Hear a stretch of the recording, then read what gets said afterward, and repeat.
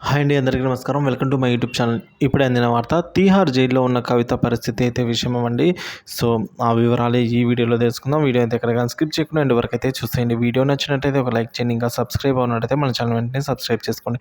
వివరాలు చూసుకున్నట్లయితే కవితకు మరొక షాక్ అండి. తీహార్ జైల్లో అరెస్ట్ చేసిన సిబిఐ. సో ఇక ఢిల్లీ లిక్కర్ స్కామ్ కేసులో తీహార్ జైల్లో ఉన్న బీఆర్ఎస్ ఎమ్మెల్సీ కవితకు మరో షాక్ తగిలింది. మనీ లాండరింగ్కు సంబంధించిన ఈడీ కేసులో ఇప్పటికే ఆమె తీహార్ జైల్లో జ్యుడిషియల్ కస్టడీలో అయితే ఉన్నారండి. తాజాగా కవితను గురువారం ఈ కేసులో సిబిఐ అరెస్ట్ చేసింది. కాగా లిక్కర్ కేసుకు సంబంధించి కవితను ప్రశ్నించేందుకు సిబిఐ అధికారులు కోర్టును ఆశ్రయించగా న్యాయస్థానం అందుకు అనుమతినిచ్చింది. దీంతో ఈ నెల 6న కేంద్ర దర్యాప్తు సంస్థ ఆమెనైతే ప్రశ్నించింది.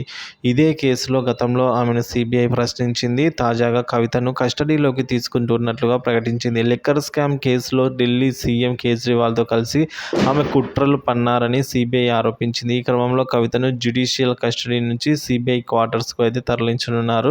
మరోవైపు చూసుకున్నట్లయితే కవిత రెగ్యులర్ పిటిషన్పై ఈ నెల 16న విచారణ జరగనుండగా తాజాగా సిబిఐ కస్టడీలోకి తీసుకోవడం అనేది సంచలనంగా మారిందండి.